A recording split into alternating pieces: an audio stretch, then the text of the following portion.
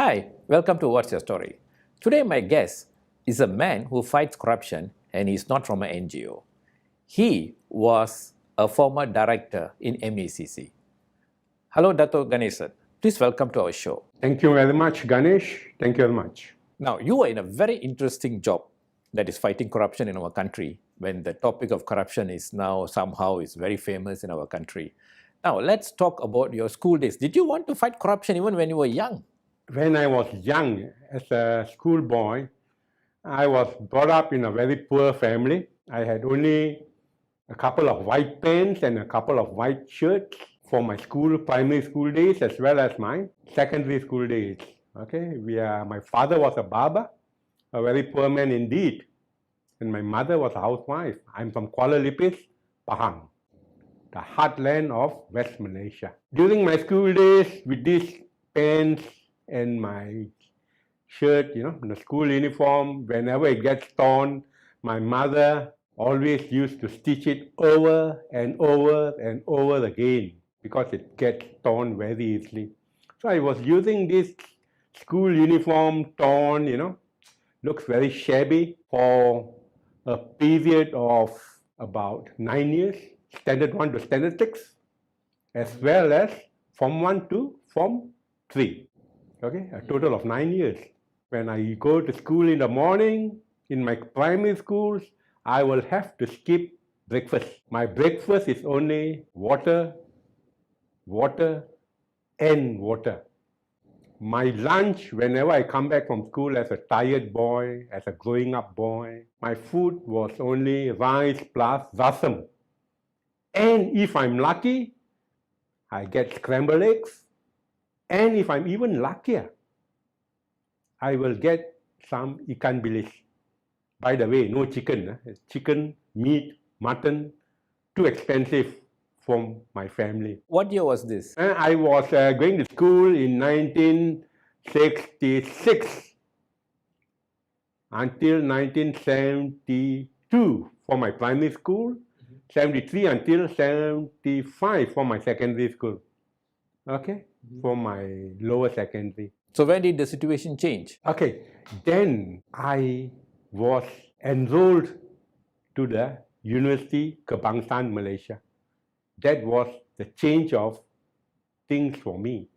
Brighter days, better days ahead, much more rosier days for me. So even though you were from a very humble beginning, you were excelling in your education, I guess. Thank you very much for that question. I always excelled in my studies. I was always the top of my class, especially for English. As far as English studies is concerned, English language is concerned, I was never number 2. I was always number 1. From my primary until my secondary school days. Favorite hobby was reading, especially books by Enid Blyton, the author, the British author, who wrote the Secret 7 series as well as the Famous 5. And my essays were excellent. So how was your life in the university then? Okay, in the university, I did social science.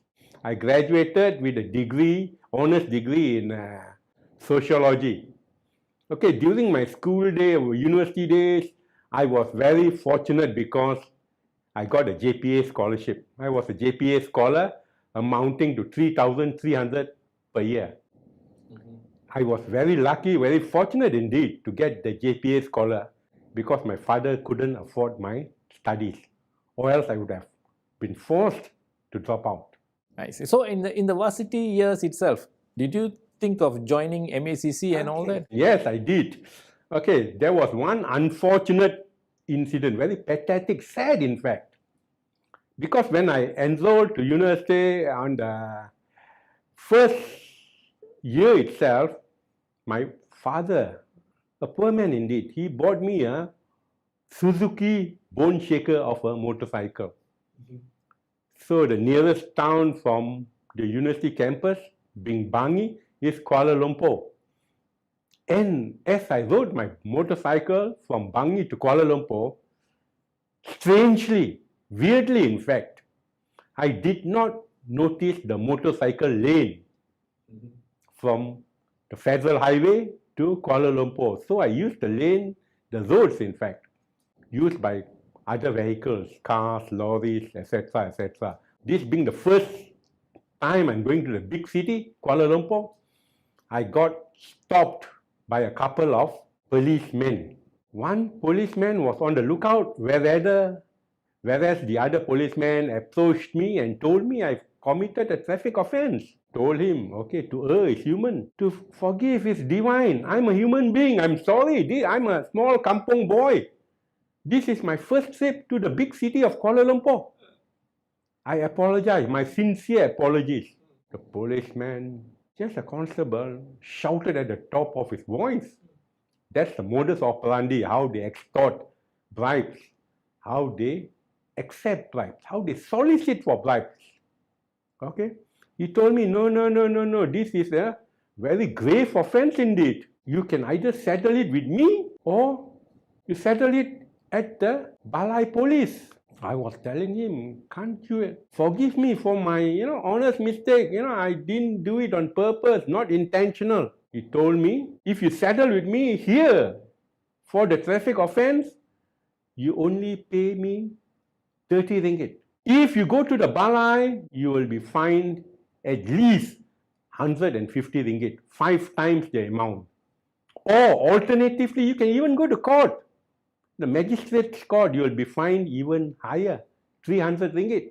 That's what he told me. And me looking at him, being a person in power, full police uniform, with handcuffs, with his service revolver, and his police uniform, I was indeed frightened, very scared indeed. This is the first time in my life I've been stopped, halted, detained by a policeman. I was thinking, wow, $30. $30 way back in 79 was 1 week's meal for me. Oh, I was crying, I was really crying. Externally and internally, what am I supposed to do? I have to skip my meals for the week if I was to give him $30. I knew something was not right. Anyway, being a prudent man, that is, why should I pay $150 or $300 when I can settle it there and then? If in the MACC Act, the word bribe doesn't appear, it is known as gratification. In my wallet, I had only 20 ringgit. So I told him, sir, can I give you 10 ringgit? And then the other 10 ringgit is for my meals, which I had to cut down at the canteen. 10 ringgit, you can only get half the amount of food, half amount of water, drinks. He scolded me again. Look here, $10 is not enough for the both of us. Look at my friend over there, keeping a watch out, look out. For him $10 and for me $10. Period. Final. You pay me $20 gratification if you want to be on the loose again. You don't want to have a police record. You don't want to be fined. You don't want to be summoned, etc., etc., etc. With a very, very heavy heart. In fact, I was crying.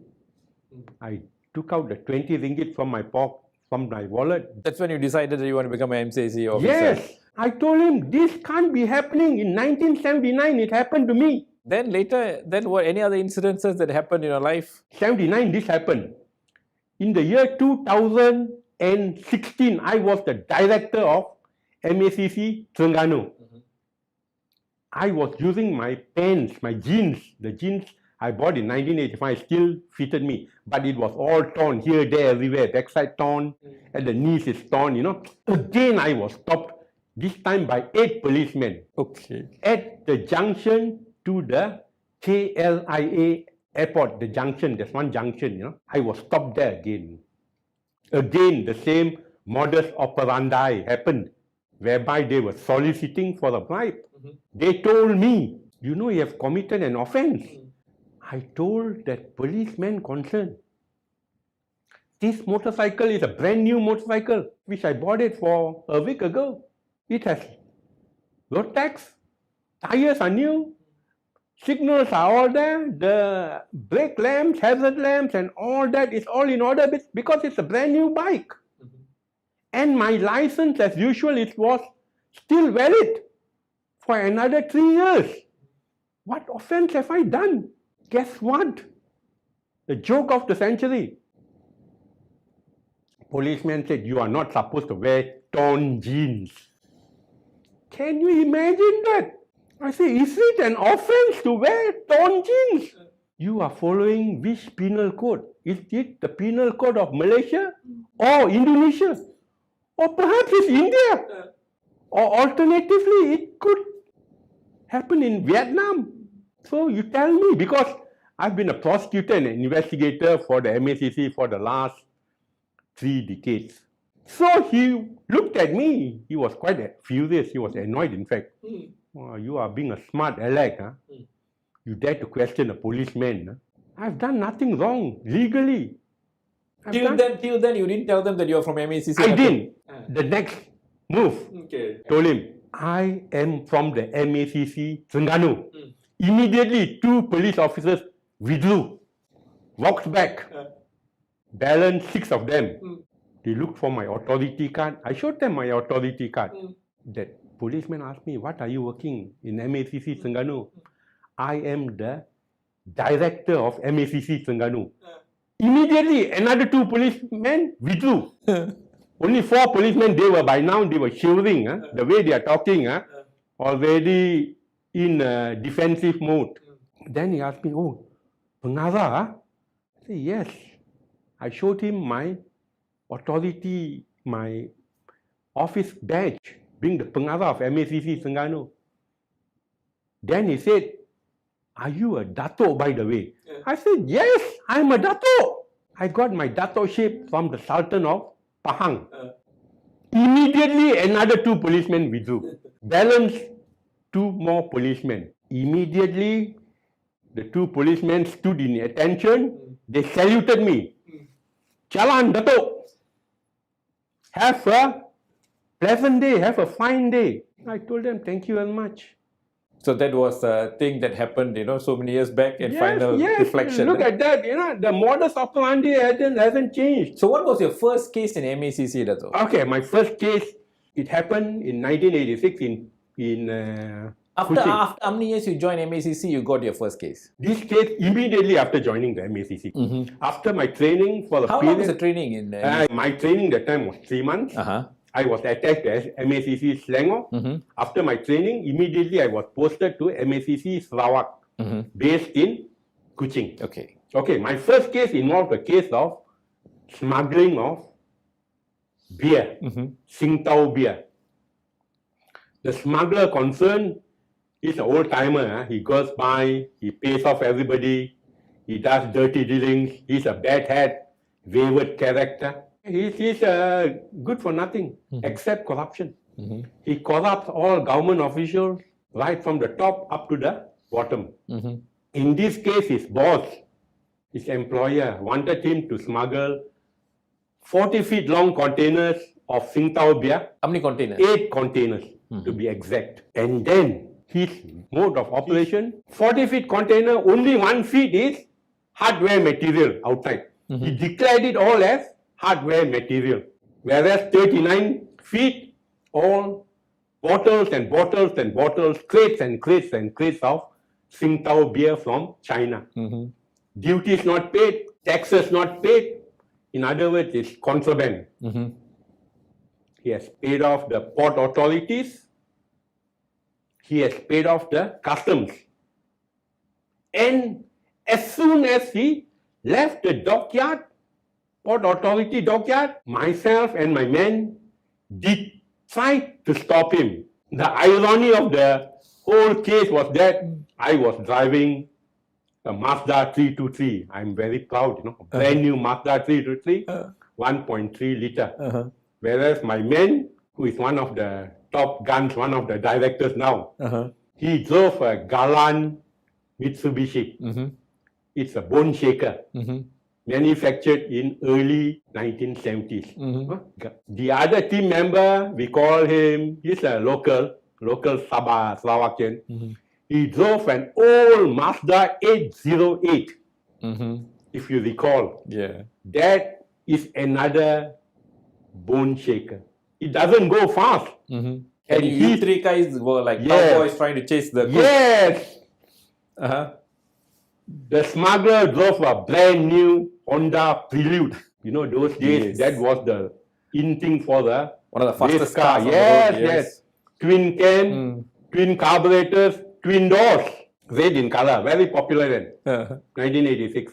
It was just imported from Japan. It's an imported car. It's an imported version. It's a race car. So I told my staff, okay, you with the cold galan, the bone shaker, try to stop him if you can. And that smuggler told us, catch me if you can. And that other Mazda 808, he tried to corner this smuggler because the smuggler was in the front of the 8 containers. The 8 containers, 40-foot containers were following the smuggler. Me, very proud of my Mazda 323, brand new, also joined in the chase. Finally, what happened? We only ended up chasing the smoke of the Prelude 2-liter. He escaped. He escaped, of course. We couldn't see his Honda Prelude and neither could we see the car. We could only see the smoke. Within 1 minute, the car was missing. We didn't know where the car disappeared. We were still chasing the black smoke. But because the containers and in the big lorry trailers, they were too bulky, we detained all 8 containers because they can, these are bulky. So the drivers all were arrested? Yes. The drivers of the containers were all arrested and we took it to the container yard. Upon inspection, yes, 1 feet outside was hardware material, whereas 39 feet was Tsingtao beer, uncustomed. Duties were not paid, customs duties, excise duties and all that. In other words, it's contraband, it's smuggled item, it's illegal, it's legitimate. So we detained the So this guy didn't try to contact you to... Listen, the next phase, this guy tried to make contact with me, communicate with me. So my favorite place for dinner was a place known as King Center. I believe it still exists in Kuching. This smuggler is a bodybuilder, you know. First home is a gym. Second home is also a gym. Third home is also a gym. It's the Malaysian Arnold Schwarzenegger. All muscles. While I was having my dinner at King Center, he came with a briefcase of at least 10,000 ringgit. Those days, 10,000 ringgit was a very, very big sum of money. It was gratification, in fact. Opened the briefcase with 10,000 ringgit. He told me, this is for you, for my discretion to release his 8 containers of smuggled Tsingtao beer.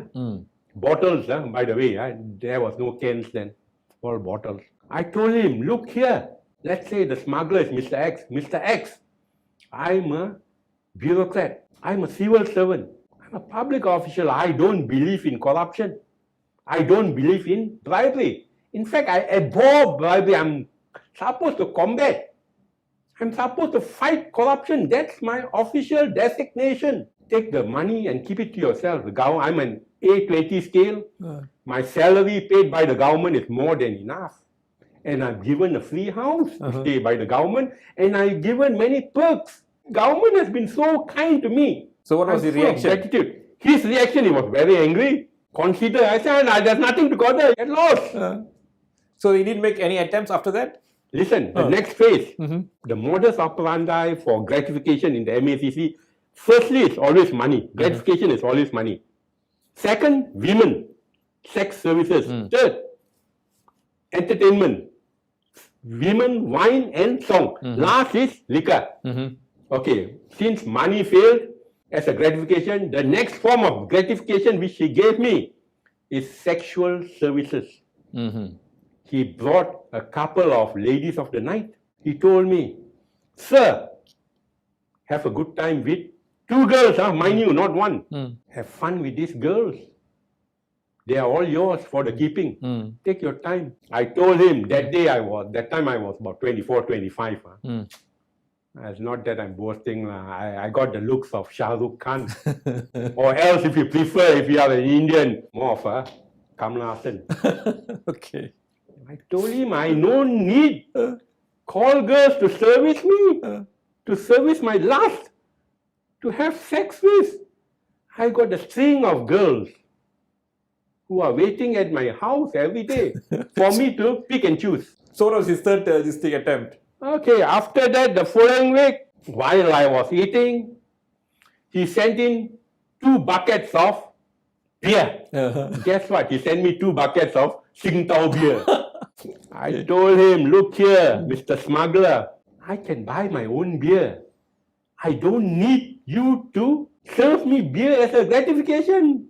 You can take the beer and FO. I showed him the middle fingers again.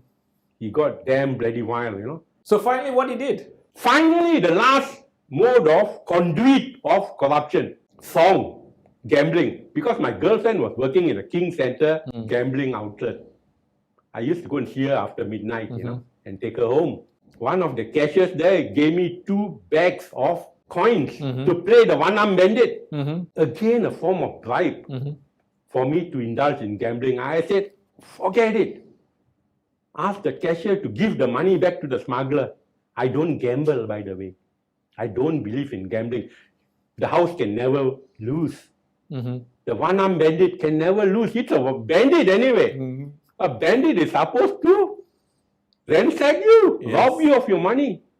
So the cashier took the 2 sacks of money and gave back to the smuggler. That was all. He said, everything, women, wine, song, money, everything, Ganesan negated it. I always believe in Pala saying, the former deputy, the Prime Minister, katakan tidak kepada rasuah. Say no to corruption. That's your first move. If in the first instance you say no to corruption, that's assured for the rest of your life, you will be a clean person of integrity, ethics.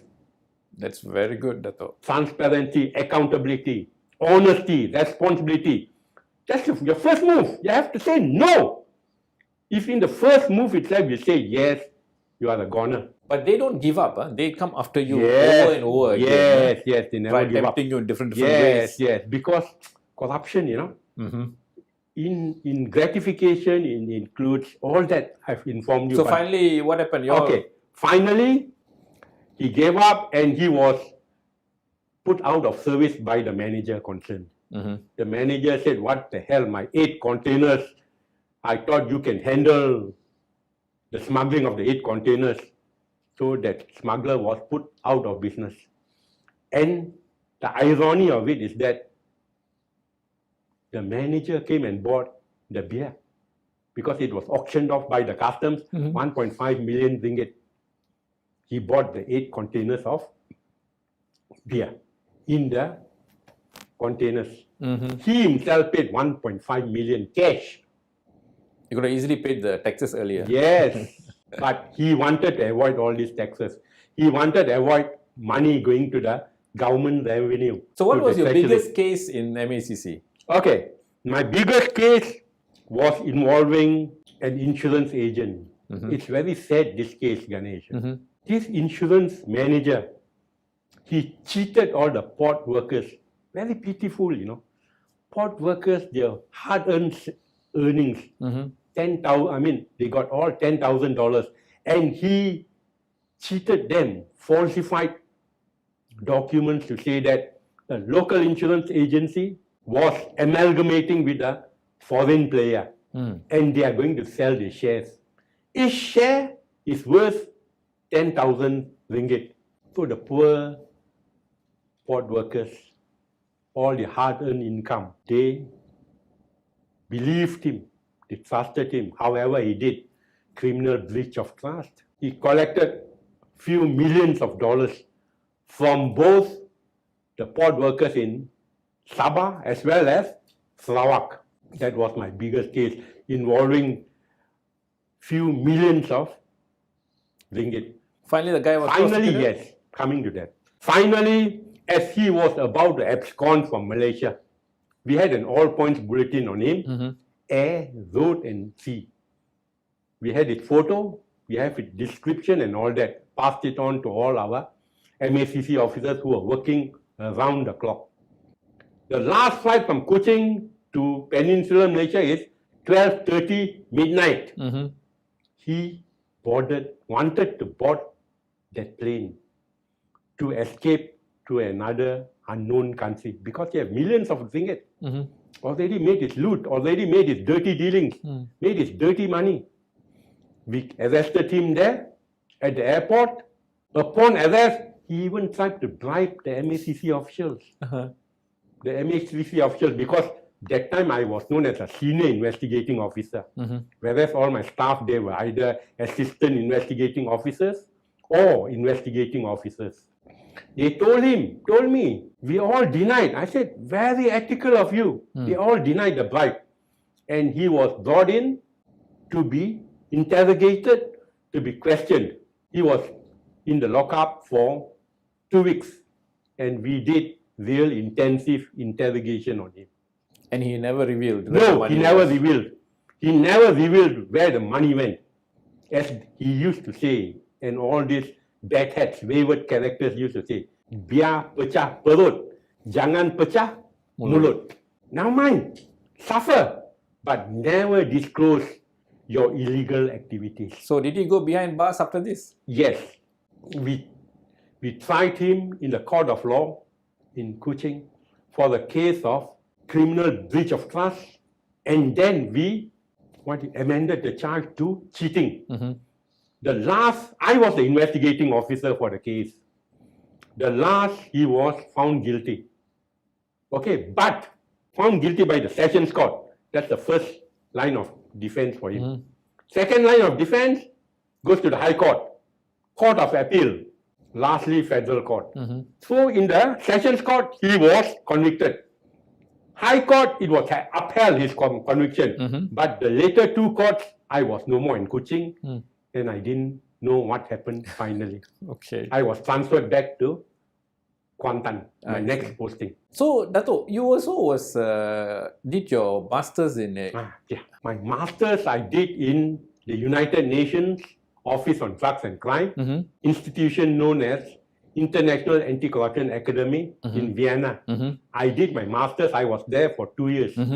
In fact, the institution was opened by Mr. Ban Ki-moon.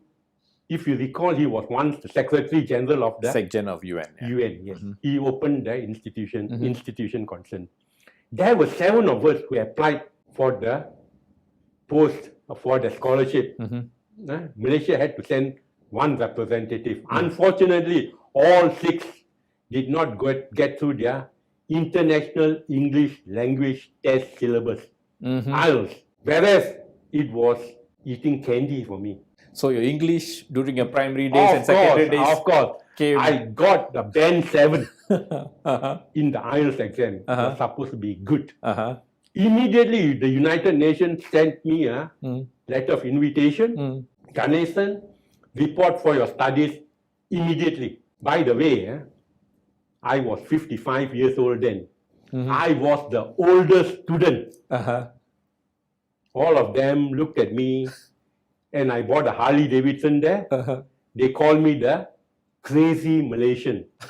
I was basically a happy-go-lucky guy. I was a jovial character until now I am. So there's how many of them now in, that means UN certified? Yes, I'm the first UN certified anti-corruption and compliance specialist. I got my transcript, it's documented, it's recorded by the UN. In Malaysia, I'm the first Malaysian to be certified as an anti-corruption and compliance specialist. So how many of them are there now? I think there's one more girl after me. But I went there, the difference that I went there after 30 years of service, whereas the girl went there after 5 years of service. That means only 2 of you are in the country right now. I think so, if I'm not mistaken. So with this cert, actually you can go and give talk anywhere in the world. Anywhere in the world. And in fact, if there are any cases, court cases concerning corruption, I can be hired. I can be engaged as an anti-corruption and compliance specialist. I can talk on behalf of the prosecution and I can talk on behalf of the defense. Because I've been certified internationally I see. by the United Nations. So That's very good. that's a card above, you know. Uh-huh.